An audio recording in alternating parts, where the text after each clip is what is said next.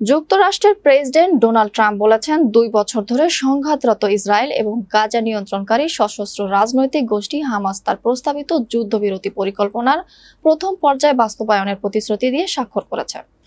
নিজের সামাজিক যোগাযোগ মাধ্যম ট্রুথ সোশ্যালে এই ঘোষণা দিয়েছেন তিনি। বিস্তারিত ডেস্ক রিপোর্ট। গতকাল বুধবার ট্রুথ সোশ্যালে পোস্ট করা বার্তায় ট্রাম্প বলেছেন, আমি খুবই গর্বের সঙ্গে ঘোষণা করছি যে ইসরায়েল এবং হামাস উভয়ই আমাদের প্রস্তাবিত শান্তি পরিকল্পনার প্রথম পর্যায়ে বাস্তবায়নের প্রতিশ্রুতি দিয়ে স্বাক্ষর করেছে। খুব শিগগিরই সব জিম্মিকে মুক্তি দেওয়া হবে এবং সমঝোতার ভিত্তিতে ইসরায়েল গাজা থেকে সেনা প্রত্যাহার করবে। ইসরায়েল হামাস যুদ্ধের অন্যতম মধ্যস্থতাকারী দেশ কাতারও যুদ্ধবিরতি চুক্তি স্বাক্ষরের ব্যাপারটি নিশ্চিত করেছে।